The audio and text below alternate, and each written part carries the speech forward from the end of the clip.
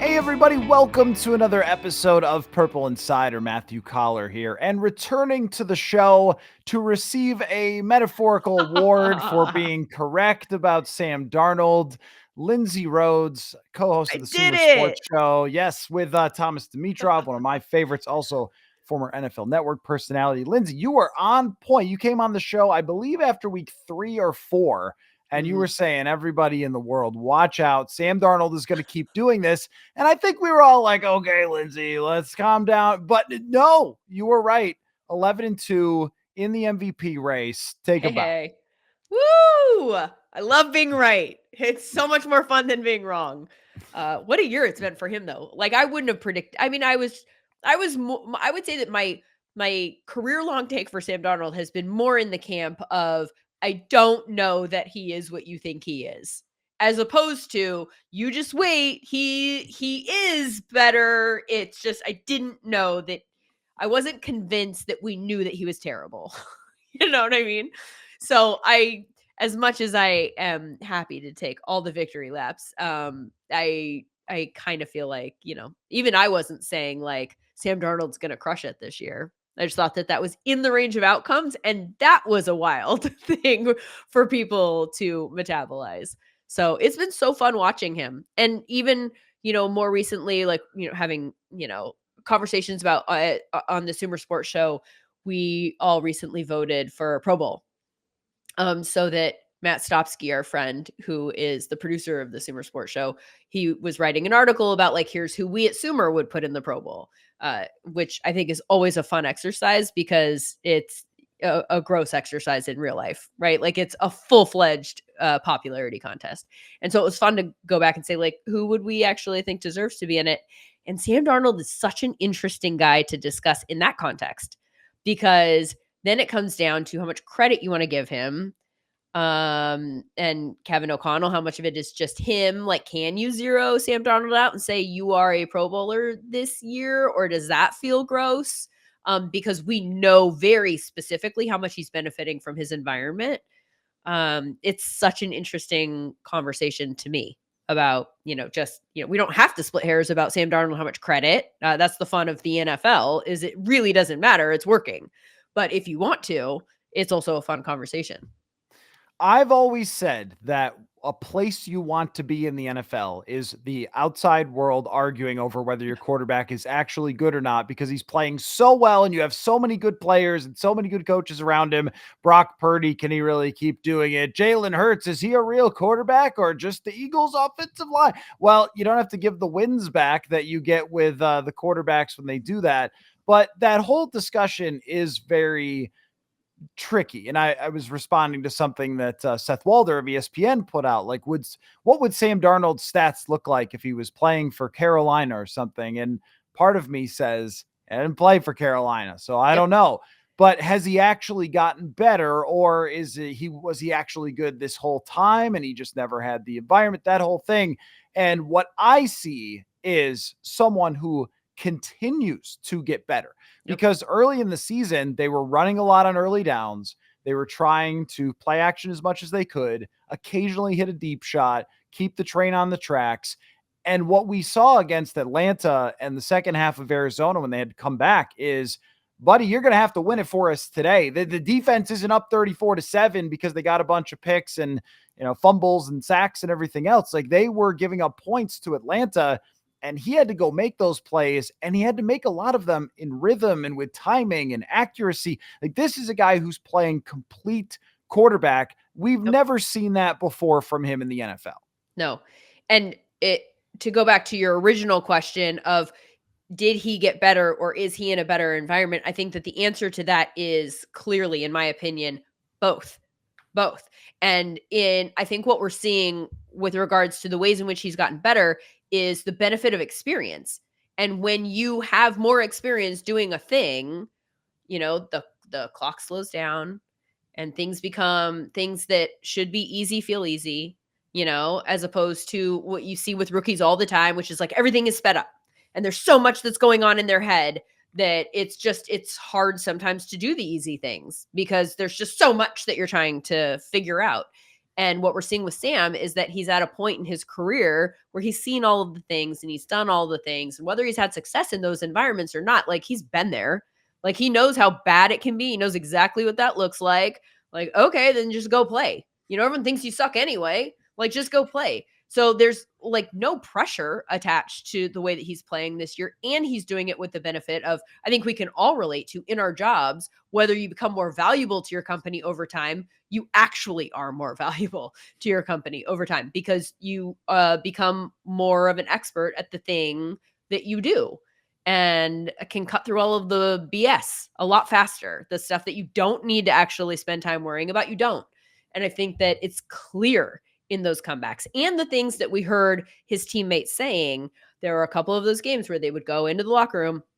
I can't remember if it was Atlanta or not, but I remember seeing quotes, a lot of quotes coming out of the locker room after one of these games where they were all saying the way that he behaved in the huddle. And they were all talking about the leadership and the calm and what he was communicating to them. And like, if this play doesn't work, then the next one we line up and we do the next play. Like, I think that there's so much value in that. And that's going back to the Pro Bowl conversation is like, so do we just not reward that at all? Like, do we not reward the intangible ways that a quarterback can improve and make their offense better? I think that it's clear that he has done that and that he is doing that for the Vikings. And so I think, once you get to a certain tier, like, I mean, clearly the three best quarterbacks that you would put in the MVP conversation are on the AFC side, in Allen and Lamar and Burrow in whatever order. But then once you get past that, now it's kind of a free for all because even in the NFC, like who is your number one quarterback from a Pro Bowl voting standpoint? It would probably be either Jaden Daniels, who we landed on for Sumer. That was like a consensus pick. I voted for Goff as my number one, but also, and then I put, I think I had Sam Darnold next. And people, as they will do in conversations like that, they're like, Sam Darnold. And I'm like, tell me how he's different than Jared Goff. We've just seen it from Jared Goff in a good environment in Detroit for longer. So now we're fine with it. But in terms of advanced metrics and experience and the ways in which that benefits the team and how you can handle all of these situations that your coach is putting you in that are also good situations, but you still have to be able to play, and they're checking those boxes. Right. And when it comes to Sam Darnold, he is pushing the ball down the field more than almost any other quarterback in the league other than Jameis Winston, who keeps pushing it down the field to the other team as he does. But that's actually one of the remarkable things about Darnold is, and I have always been you best respect to Jared Goff, Vikings fans, because he has had some of his best career games against the Vikings. But when you compare the two, Goff is not asked to push the ball down the field as much as Sam Darnold is. When you look at those big time throw metrics from PFF or whatever number you want to look at, average depth of target, Sam Darnold is hucking it down the field. This isn't some sort of cheap offense that they've put together for him to throw a bunch of screens and get yards after catch. He hasn't thrown balloons up in the air and then have fallen into the arms of receivers like that one Will Levis start where everyone decided he was great. He got 4 touchdowns or whatever. Yes, that one. I think it was maybe his first start where he threw like 4 moon balls and they just completed, and then it's never happened again. But that's not Darnold. These are 20-yard in cuts on time with pocket movement. And it's not that he's been flawless the entire year. He had that game in Jacksonville that was down, just like Jared Goff had his down game. But I think that he has done as much to push his offense forward as anybody in the NFC. I can't say that it's just like Josh Allen, because that guy is on a different level to me. MVP, he could score 6 touchdowns by himself. That's a little bit different with the rushing. But when you look at the play creation for Sam Darnold outside of structure, like the one where he threw the 52-yard touchdown to Justin Jefferson, all those boxes have been checked along with the routine stuff. And I think he is as deserving as anybody to talk about as a Pro Bowl quarterback. Yeah, the deep ball numbers that you bring up are really interesting, and I hadn't necessarily looked into that myself, but I'm pulling that up as you're talking. An 11% deep ball rate compared to 6% for Goff, and then a 9.2 air yards per attempt compared to 7.1. So, yeah, it's not like he's being asked to. And then Well, I guess Jaden's numbers are actually higher than I thought because they started off really low. But there are certain quarterbacks. Why is it not actually Patrick Mahomes has a very low ADOT this year, which is wild, but that's not because he can't do it. Sometimes you see like Russell Wilson. Actually, that's not a good example either because his ADOT is like it's either short or it's a deep throw, right? Like so it evens out the average, but he's throwing a lot of check down passes, and that's not necessarily the way that we're seeing Sam Darnold quarterback this offense. And by the way, they're having success offensively in spite of what some would consider kind of a down year for the run game. Aaron Jones, there's like conversation, you hear the Packers fans having it, and probably like in a way where they feel dirty having it because they love Aaron Jones so much, but they're like, hey, Josh Jacobs. But then I was looking today at their advanced numbers and like Josh Jacobs on the season, I think the second half of the season, I imagine if I just split it into the second half of the season, Josh Jacobs' numbers would go way up. But his success rate is lower than Aaron Jones's on the season, and his rush EPA per attempt is lower than Aaron Jones's on the season, which I thought that was kind of wild. Neither here nor there, because clearly Josh Jacobs has been incredible in Green Bay for the second half of the season in particular. But anyway, my point being that, Aaron Jones, they haven't necessarily gotten the production out of him that they would like to in these last few weeks. And in spite of that, and the lack of like a really strong, balanced offensive attack, Sam Darnold's still having success. And yeah, I am certainly not one who wants to take any credit away from him. That's for sure. Though I do want to make sure that everyone and no one's struggling to acknowledge this. Like I think Kevin O'Connell is emblematic of what good coaching in the NFL looks like in the year 2024. I think so too, and I did want to get into that subject with you. With Darnold, though, the deep ball stuff, we do have to acknowledge the two wide receivers that he has That are helps. as good as anybody in the NFL when you throw it up. So it's the, how much would he do if he played for another team or whatever? And nobody else has Justin Not as Jefferson well. outside of, Joe Burrow. Of Not as course well, it wouldn't be as well, right? But that's never been the conversation about Sam Darnold, because like you mentioned Josh Allen. So Josh Allen has proven, and no one's debating, that he belongs in an elite, rarefied air type of quarterback. There's only like name the ones in the league that fit into that category. It's him, it's Patrick, it's Lamar. Like who else? Who else can just carry you despite whatever is going on around them? I mean, maybe Joe Burrow. Joe Burrow's a very, very good quarterback. But can he do it at the level that we're seeing him do it at regardless? I don't know. He has some pretty good wide receivers. It's weird too. No one ever says, hey, Joe Burrow has had unbelievable wide receivers and a McVay coaching tree. It's always because he had success right away. It's just Yep. always been, oh, he's He's good. amazing. Well, Yeah. the period. Done with that. Right? Yeah. T Higgins and Jamar Chase. I mean, that's as good as it gets for a duo. We only do this because we previously saw Sam Darnold play bad at football. But realistically, you go back to 2022 and the end of that season where he went 4-2 as a starter for the Panthers. It's been a really long time in our lives since Sam Darnold wasn't good at this. I think he's won 15 of his last 20 starts with 102.5 quarterback rating in his last 20 starts. The sample just continues to grow. So, of course, I am obligated by the laws of Purple Insider podcast to ask you about the future of Sam Darnold. I'm trying so hard to be like, friends, you don't get 11-2 seasons all the time. Enjoy the ride, figure it out later. But it is the topic du jour. So what is your take? So I think that Sam is one of the more fascinating people that we even will see it within like a period of time in terms of this conversation, because we have seen him in environments that were bad and they led to results that were bad. So I think more than most people who are facing any kind of paydays, he probably understands how much his environment is benefiting him. And I think a lot of people who have success, they're like, I am very good at this. And now pay me, please. And I will go wherever because I'm very good at this. I think Sam is probably entering into a negotiation saying, like, I have seen how the other half live.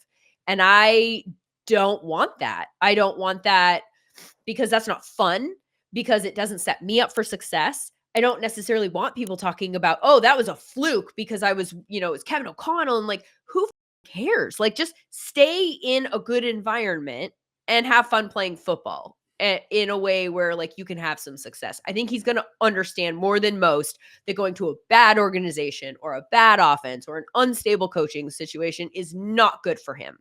And he's made enough money. I don't know how, I mean, everybody makes these decisions differently, right? And more power to him. If he just wants to go out and get the most bag, like the biggest bag this offseason, great. I tend to think that's probably not likely the case. I think that whatever number we're talking about that it is now in the ballpark of is going to be plenty. And so I wonder how his team approaches this, because what teams are looking for quarterbacks that are going to compete with, him for salary. Like who's offering him a big number? Are they bad teams? Most of the teams that need quarterbacks are bad teams. Like, is it in his best interest to go there or maybe take less money and pick a spot? Whether that's Minnesota, I don't know how Minnesota feels about JJ and retaining Sam, or if they want to pivot to I don't even know. But like, I just think that his options are actually smaller than most people who are coming off good seasons and then in a position to pick a new environment. And then I think from a team standpoint, if they're smart organizations, which they might not be, but if they're smart organizations, then they probably have questions about how much this environment has to do with what the Sam Darnold that we've seen and whether or not we would see this version of Sam Darnold if we plopped them into their environment, which might not be there yet.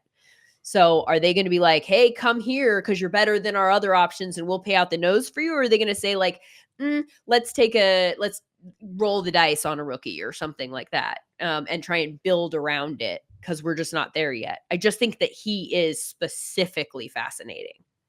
It's true because I can't think off the top of my head. I have spent zero time thinking about what team Sam Darnold could go to, Yeah. or how he gets there. Like, do the Vikings franchise tag and trade him if they want to do this and try to get draft capital, or do they just let him go and say, "Hey, man, we'll let you go sign with wherever you want"? But where is that? Like, what team could emulate what the Vikings have? Could really use a quarterback like Sam Darnold's. Those New York Jets, a lot of talent there.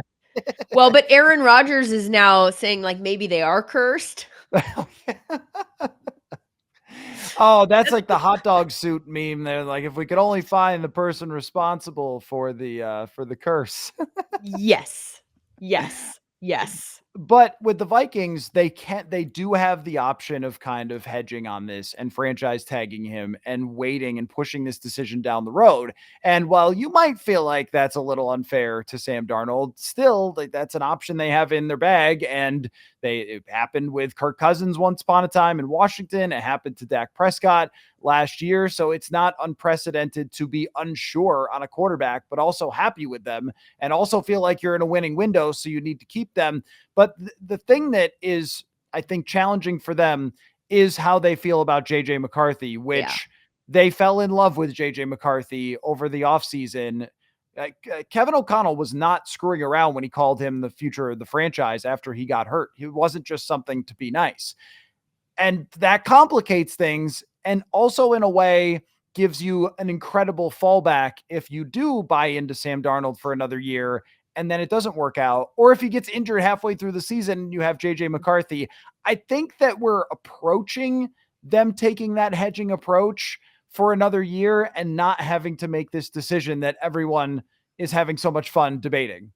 I think that that's probably accurate, because I would not feel comfortable if I was them coming off of this year, however it turns out, and just saying, thank you for your service. We feel very good about this totally unproven asset and not backing that up. So I do think that I mean, and obviously they brought in Daniel Jones to give them a little bit of leverage. I think he's a leverage play where this is, I mean, I don't, if you can retain Sam Darnold, then I don't think that that's something that you're not worried about Daniel Jones. But yeah, I think I think that that's probably a smart way to go about it. And honestly, for me though, it's not about well, this is a small sample size and might the bottom fall out and should we back him up with JJ? I think that they would like to pivot to JJ for a bunch of different reasons, most of which are financial. I mean, regardless of like whether or not they think he's the next big thing, it is a much smarter way to build your team. If you think you have a very good young quarterback who can also be good, he's obviously also going to be cheap. So I think that that's a smart building block strategy, and they probably are prioritizing getting him on the field. But I would not feel comfortable just pivoting off of Sam and being like, have fun in wherever else you go. We're fine here. I can't see that happening so much. Well, one thing, I was listening to Zach Lowe's podcast last year, RIP, I guess. He hasn't come back with a new podcast, and I've been up a creek. So Zach, please come back soon. That was my jogging podcast, man. But I was listening to it last year, and he was making this point about how we thought that we knew where all these NBA franchises were headed by the time we got to, say, March or whatever. And he made the point, it really stuck with me. Let's watch the playoffs first, because you might think you've got everything figured out, and the playoffs can totally change franchises' mindsets, how owners feel, how coaches feel. Think about how good the Seattle Seahawks felt about themselves before Pete Carroll did not hand the ball off to Marshawn Lynch. Like, things happen in the playoffs that people don't ever let go. Say maybe a check down on 4th and 8 by Kirk Cousins, which I am certain that the entire Vikings organization never let go, that he checked down that ball. And we don't know what's going to happen here one way or the other. Maybe there's a throw off somebody's helmet that leads to them winning the Super Bowl. Like, we don't know. Or there's 3 picks in the first round of the wild card and you go, yes, that's why we can't keep it. Bye. 100%.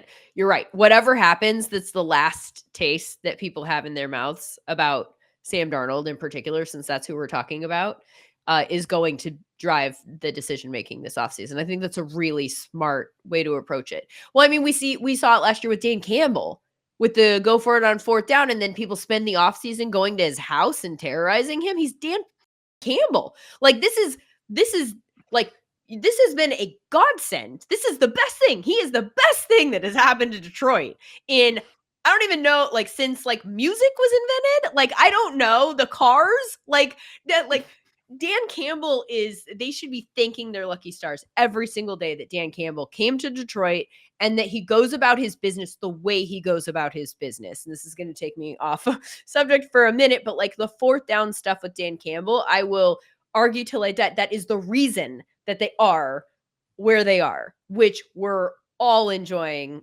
maybe not this audience, which the NFL and Lions fans are certainly enjoying and thankful for. Like, it leads to more success than it leads to situations that you second guess. So to your point though, one that doesn't go his way, it's the last one, and we're suddenly like splitting hairs and we're super mad at him for an entire offseason. Like, the exact same thing could happen to Sam Darnold, or the opposite, and they win games because he was there. And then that changes the narrative for him in the offseason also. This happened in 2019 to the Vikings. They, I think, were pretty done with Kirk Cousins by the end of 19. Then he throws a touchdown to the corner of the end zone to Kyle Rudolph, which he may or may not have pushed off on. They win in overtime against the Saints. And then Rick Spielman at the Combine says Kirk Cousins has proven that he can win in the playoffs. Okay. That, of course, is his only playoff win of his entire career. The one time he did it, he proved it. But it proved it. That's just to make the point. And the Vikings brought back Zimmer, and it was a calamity, and they didn't draft a quarterback, and all those things happen because they won the coin flip in overtime in the playoffs. So there could be a million ripple effects. And to your point about, sometimes I just think that because there's so few games, we got to yell about something when it comes to Dan Campbell. I think he's 26-7 since like the last 2 years. And I'm sure he's doing it wrong. I'm sure he doesn't know what he's doing. Obviously. That's how I feel. That actually is almost a separate conversation that I do think is bigger picture, is that after the last one a few weeks ago, when people were debating the 4th down, whether he should have taken the points or gone for it. And I tweeted out, like, this is who he is. This is why they are where they are. Like get off of this conversation point. A lot of people were like, yeah, but until one of these times, he's going to lose an important game because of it. And my point with regards to that is that it is probably true. They probably will at some point. More teams lose their last game of the season than win their last game of the season. So it is entirely possible that that's how they're going to go down, because that's how he will go down. That's how he feels comfortable operating this team. More often than not, it leads to success. The conversation point here that I think is interesting is the most important thing that you win the Super Bowl? Is that the thing? And if he can't get to the Super Bowl, if he can't win a Super Bowl by doing this, then is this approach a failure? I think I would argue that the most important thing is not actually to win a Super Bowl. It is to have a chance to win a Super Bowl and to have your fan base believe every single week of the entire season that they are in a position to potentially win a Super Bowl. And if you can have your fan base believe that for a prolonged, sustained period of time, that's the goal. That's what you're trying to get at, because there is luck of variance that happens with regards to whether you win the Super Bowl or not. And ultimately, we've seen teams win whatever championship it is and then dismantle the team, like one-offs, like the Marlins come to mind in baseball, right? Like, did that benefit the team? Did that benefit the city? No. Is what Dan Campbell has already done benefiting Detroit? Yes, in lots of ways. So I would actually argue that the most important thing is what he's already done, which is given them hope that they can win a Super Bowl. That's more important than actually winning it. And I think that that broadens out to like the approach that every team is probably going for. Like, the goal is the Super Bowl, but if you come up short of the Super Bowl, is it not a successful season? Obviously not. Obviously, that's not the case. I always think that the Dan Campbell conversation just says more about the person than it does about Dan I agree. Campbell. It's sort of like, well, one, why don't you want him to do this? This is like saying, Steph Curry, you should just take those mid-range jumpers. Why are you shooting from way out there? That's not how the game is played. Like, what is it? It's not your, I don't know. It's like not your job on the Yeah. line. Let's just watch this guy do some crazy stuff. The other point that's obvious in that game is that the whole defense is hurt and they have to score and close it out. Right. Context matters, but they would not be as good as they are if not for this approach. And I think it's an analysis hack to sound like a very smart person if you just keep saying it's going to get him in the end, and Right. then, hey, Brock Purdy, Yeah. for all Wait. those people who are like, Brock Purdy's not that good. Oh, did you see the incompletion in overtime against the Chiefs? He played in the snow against Buffalo and it did not work. Right, Like right. what? I Like, mean, okay. yeah, we're all gonna get to come around eventually, except for on like Tom Brady or Josh Allen, and say that whatever we thought previously was right. But the 2017 Philadelphia Eagles went for all of those fourth downs, and it got them a Super Bowl. And I don't see the difference, except for the Lions are maybe a better debate topic for television. But let us talk about that Coach of the Year thing, Yeah. because I think Dan Campbell has got a phenomenal case Yeah. for Coach of the Year. His team is the best in the NFC. We don't always like to give the best teams coach that award. It's sort of the, hey, we didn't think you were going to be that good award, which that's us. That's over here in Minnesota. But Mike Tomlin belongs in this discussion as well. Sean McDermott, it belongs in the conversation. How do you weigh the Coach of the Year odds and where Kevin O'Connell stands? I feel like I want to pull up a list just to make sure that I am not forgetting somebody. I think Dan Campbell is the favorite for me. What is this? Is this like an old year? What? Oh, is Dan Quinn the favorite That would be weird. from an odds standpoint? I just pulled up a betting website. This must be old. No, anyway. Sorry. This is good Dan content right Quinn has here. done an incredible job. He has done an incredible job with that team. So, Yeah, I but mean, I'm not. No, I can't do that. Um, to me, okay. Yeah, no, this looks more updated. Yes, December 10th. So we're looking at Dan Campbell in this particular thing, minus 175, and then KOC at plus 400, and then Tomlin plus 500, Sean Payton, Jim Harbaugh. So I think Dan Campbell wins it, probably walking away. And I think part of the reason is, to your point, that sometimes people don't like giving it to the best team in the NFL. To me, he has earned he has earned the vote this year by putting them in position to be the best team in the NFL. Like, you could have argued that Dan Campbell deserved it last year or the year before, or even in his first year, when you could feel the tide turning, even though they weren't winning games. You could feel what he was building. Like, it was quite clear that they were going to be better, to me. And so I think that this is like the payoff for that, right? Like, and now look at in the last 4 years what you have done. Congratulations, coach of the year. You've consistently built to the point where now you're the best team in the NFC, and it feels pretty obvious.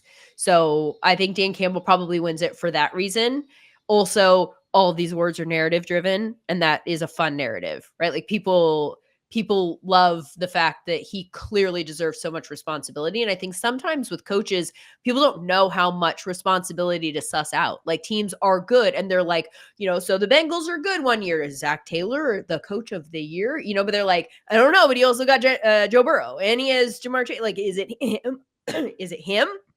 Or is it all of those offensive weapons and then Lou Anarumo, right? Like, I think in this case, he has good offensive coordinators, but I think we know that Dan Campbell at least created the culture that is clearly working there in Detroit and sort of drives everything. I think that Kevin O'Connell would be my second choice, though, for sure. And I compare the two a lot, and they're very different, but they're similar in the sense that, like, when you listen to those post-game locker room speeches that coaches give, I feel like both of them come across as guys that really empower their locker room with a sense of belief and trust, and like they are both the wind at their players' backs in a way that I think feels very now.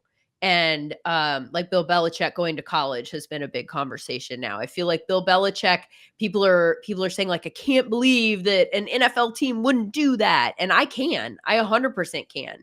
He feels like the opposite of what works right now, to me, respectfully, because clearly he has had the most success in the history of the NFL, and he's goated, right? But for right now, what we saw from him in New England the last few years, I think that was him. I think that the reason that they didn't have success required a look in the mirror. And I don't know that he did. Like, I don't know. I haven't seen anything where he's turned around and been like, he's the guy that points the finger at the Patriots and like kind of throws darts in that direction. And so I don't know if he's like learned the ways that he contributed to that, in my opinion. Again, I'm not in the building. I don't freaking know. But that feels very not the way that people will respond to now. Like, I listen to Kevin O'Connell and I think, man, the guys in that locker room are going to do whatever. Dan Campbell, same thing. Like, they will run through all of the walls. So if you can actually coach from an X's and O's standpoint and get your team to buy in the way that they clearly have, that's the recipe for success. That's what you want to do. And that's what I would be looking for in every head coaching candidate that I interviewed if I was in a front office. Your read on this is extremely good from my up close view of O'Connell, because I did a story on the post game speeches, and what Brian O'Neill said to me was, I mean, it's cool for our fans to see 45 seconds of our coach. He's like that 24/7 toward us. If it was just a show for the cameras and for social media, then, whatever, but it's not. Like, that's who he really is. And what we've seen from Sam Darnold, there's a tie back into that conversation, which is confidence. And you talk about how he's led game-winning drives, how he's had those situations in Chicago where they're in overtime. In Arizona, it was Chicago. But he did the same thing the following week, where he's just kind of been like stone-faced, confident, and then they need a big drive from him last week. It's 21-21, flies down the field, scores a touchdown, great timing, deep ball, all that confidence he's shown. I think the foundation of that is built from the belief of his coach. Like, we bought into you. I've always believed in you, and here we go. And I'm thinking about where Jared Goff probably was mentally when he got traded to Detroit. Yes. Right? Like, as low as it could probably get. And then the other team wins the Super Bowl. My gosh. And there's Dan Campbell pushing him to the front. I think that coaching style, I actually hope it gets adopted throughout the nation to be more on the positive side and more of like believing in your players type of thing. But both of those coaches have gotten every bit out of their rosters and more. I think what might determine it is these final 4 games. That's the next thing I wanted to ask you about. The Vikings have 4 games left. They're not going to be easy. They play the Bears Monday Night Football, but So tough. it's not ever easy against the Bears. They're the Bears. There's a long history of nonsense with that team. And then it's Seattle. Oh, we could spend all day with me telling you about the ridiculous losses the Vikings have had through the years to the Bears. But and then they almost did it again in Soldier Field. But you've got the Bears, and then at Seattle, then the Packers at home, and then Detroit week 18. This is not easy. If the Vikings win 3 out of 4 there, I mean, I don't think the conference is completely decided yet. It's that is a wild end of season stretch. And the fact that so many of the NFC North teams, just looking at the NFC playoff picture and then zooming out in terms of like the wild card berths, the NFC North is in a position to potentially eat its own, in the sense that like it's so backloaded, and some of these other divisions are not like that. So it's tough, man. The one thing that I will say is I think you're getting Chicago at the best possible time. And my concern with them, and I'd be actually curious to hear from you, because this is something I keep meaning to do a deep dive. Like I keep meaning to go specifically look for these answers, but I haven't had time yet this week. What felt really obvious to me with Chicago this past week was it was too much too soon for the interim coach. And not that he can't, but like you went from being an assistant to being a first-time offensive coordinator who's up in the booth, and now you're having success. And now in addition to that, we're also going to give you first-time head coaching responsibilities, but also continue to do the offensive coordinator thing, but also do it down on the sideline for the first time instead of up in the booth, and do it all. Thank you.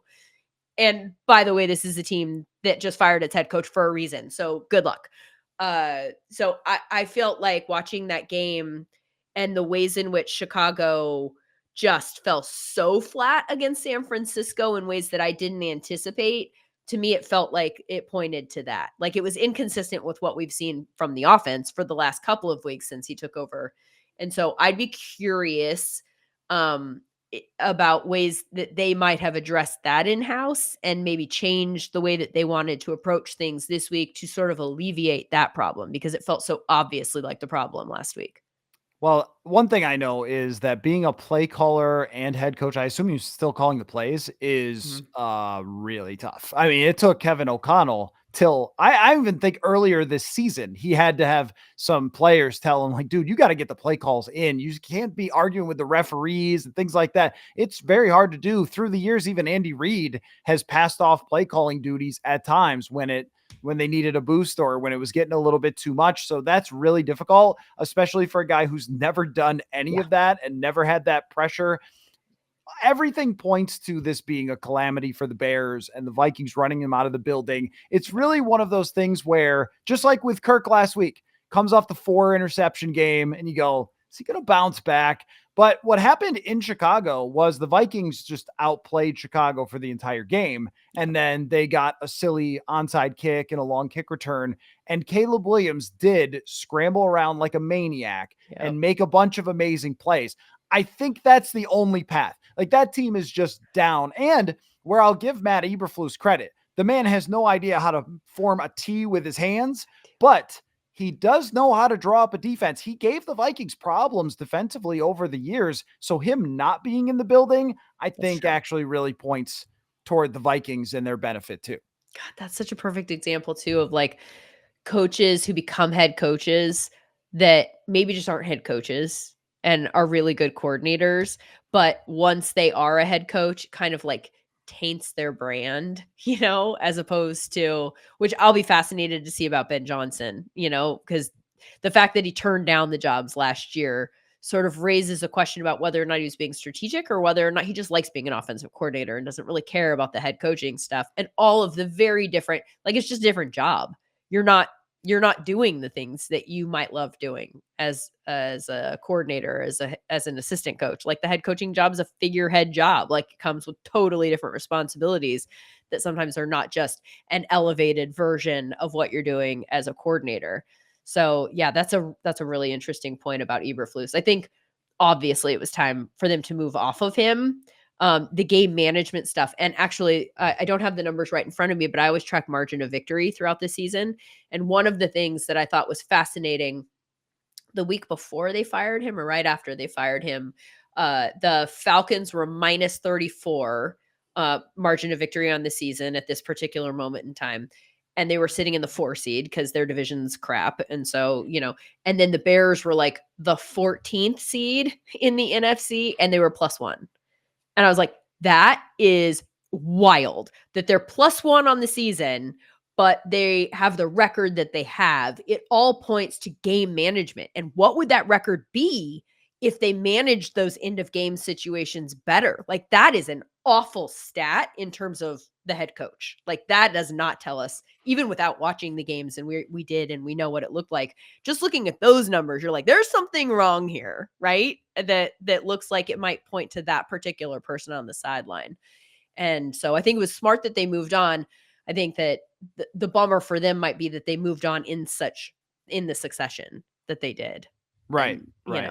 But also for them, whatever, right? They're not going anywhere this year anyway. Like, you'd like to end on a positive note with some momentum going into the off season, but like they needed to make those moves anyway. So whether it in the short term is not beneficial for them, like, okay, it affects you guys and the teams that are playing them, I think, more than anything else. And yeah, I think it probably benefits you positively this week. In terms of, though, taking them seriously, the point differential and all the close games, and think they're a little bit better than their record if they could have just not tried to hand off to the guard. How does that come into the headset and get yeah, that sounds good. That sounds good. I mean, even if you're Caleb Williams, that's now, where if now do that now. Yes, in the future, if you're Caleb Williams and your play caller sends in the handoff to the guard, you're like, I didn't hear it. I didn't hear it. What? QB what? sneak. Yeah, right. Earpiece. Yeah, no, what? Yeah, he'll learn. I think he's very talented. Before you run, it's been such an entertaining conversation as it always is with you, Lindsay. What do you want to know from me? Got any questions? Oh my God. Yes. Okay. Whew.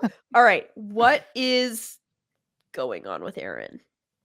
What should I expect? Because here's my last year, Aaron had a history of so there were injuries involved, but also by the end of the season, it also felt a little load management-y. Mm-hmm. The way that because then at the end of the season, he looked like exactly the Aaron Rodgers that we had all been waiting for all season long. There is definitely a part of my brain that is wondering if the Vikings are just sort of handling him similarly. Can I get optimistic about that? You're the second guest this week that called Aaron Jones Aaron Rodgers, by the way. Oh, no. Ew. Sorry. Take it back. Edit. Ew. My bad. We all just talk about Aaron Rodgers so much. Could 2 Aarons be more different, by the way? I know. They're so different. I know. Anyway. Aaron Jones. I saw somebody who works for the Packers tweet that he would give a kidney or something to Aaron Jones if he needed it. And I was like, that seems like excessive. And then I was around Aaron Jones. Yes. I'm like, I get it. Totally. Does he call you unbelievable human being? Does he what? Does he call you sir?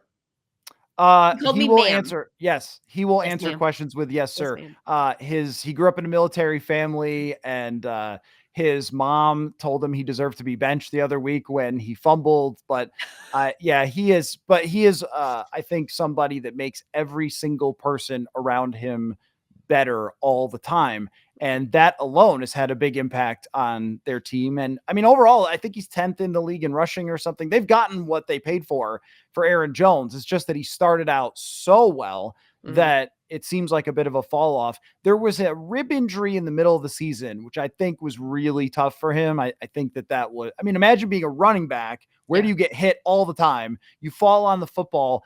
As that's gotten better and he's back to practicing fully most of the time, he seemed to have his burst back.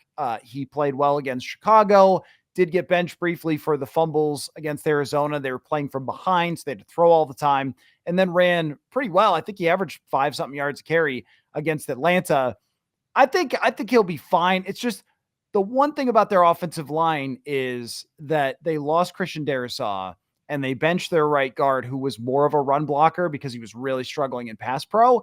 And their right guard, who is in there now, Dalton Reisner, is a good pass protector, but is not the most dominant run blocker. So they've significantly downgraded in terms of the run blocking. I think that that's hurt him a little bit too. But, last week he looked like he had burst, and what he's amazing at is he doesn't ever take negative runs. It's incredible. Like they pitch it to him, he finds seams and things like that. But if he gets hot, would not count that out. Cam Akers has done a good job of spelling him. You could see him down the stretch winning people's fantasy football championships and things like that, having some big games. And they're going to need him because they don't run a lot of plays. They hit so many big shots, they'll have 50 plays in a game. I think they need to have him running a lot more often. I am a huge fan of him personally. Having spent a very short period of time around him, like super small, just like real quick at NFL Network, and he won me over. And then everything I've seen from him since then is the kind of thing that you're like, yep, what he was to me seems like how he is all the time to all the people. And so he's so easy to root for from the outside. He also, I think, as you were talking about the way he is as a teammate, is probably the perfect running back to be in the backfield with Sam Darnold in a year like this. Because, I mean, talk about confidence inspiring. If like you've got all these people that are wind at your back type teammates, then it creates an environment where, there might be a game where Sam Darnold feels like he has to force a throw competitively for competitive purposes. Cause like a check down does nothing for you, Kirk Cousins. And so, maybe that gets picked off. Like, I think that your confidence in that moment, that it's fine to do that and that your team will understand the situation. I think that'll helps in a lot of intangible ways. I have one more question for you. Okay. This is doesn't matter in the bigger picture, but in terms of awards, I'm curious because you have had a front row seat. Which of the outside linebackers would you vote for first in like a Pro Bowl voting? Because this was a dilemma that I had with both of them, who were definitely in my top 6 at that position. But I was like, which one? I put Greenard first. They are so different. Grenard, by the way. Don't make that mistake to him. He doesn't like that. He told us that in his first press conference. So I won't do it again. I might call him Aaron Rodgers, but other than that, right. Yeah, exactly. But they're so different. Van Ginkel is such a dynamic player. He drops back into coverage more than any edge rusher in the NFL. And there are very few players that are doing both of those things, making an actual impact. Usually you're dropping back off the defensive line to just be there and maybe fool a quarterback now and then. But he's a legitimate cover player and has got pick sixes. And I mean, that's the difference, that he's got touchdowns. But Grenard has been the closer and also a pressure monster. He didn't get any last week because Kirk Cousins was chucking and ducking, but he went into last week leading the NFL in pressures. And when they've needed a big rush, the play that he made at the end of the Arizona Cardinals game, chasing down Kyler Murray to stop him there when he had a chance at a game-winning drive, I would say Jonathan Grenard is probably the guy that I would pick, but it's hard. I mean, how about Kwesi Adofo-Mensah going into free agency and getting those two guys and Sam Darnold for $10 million playing top 5 to 7 quarterback play. Wild. It's pretty good offseason. Yeah, it's pretty good offseason. That's how you go 11-2. So I guess I would lean ever so slightly Grenard, but okay, that's what I did. It's a tough one. That's what I did. SumerSports show, you and Thomas Dimitrov, former NFL general manager. I'm always interested in what he has to say. Sometimes he dances around these things. I want to come on, Thomas, give me that hot take on the Vikings quarterback situation. So no, anyway, you guys do a great show and always appreciate you for coming on. And I don't walk it off on Sam Darnold. You called it very early in the season. Say what you want to say to finish the show. I am the best. Yeah, no, I hope it ends well. Whichever way. To your point about how it ends, this in the playoffs will dictate a lot of like whether we have a good taste in our mouth for the rest of the year. And so I hadn't really thought about it that way. And I think that's a very smart point to make, And so, and also to my point about like one team at the end is happy. So I think I'm like fingers crossed that at least, if it's not the Vikings hoisting the Lombardi, that they exited in a way that was palatable. You should have just taken your microphone and dropped it. That's what you should have done. There you go. Okay. I'm sorry. Take out everything I said after that and just there you go. Thank you, Lindsay. Thank you.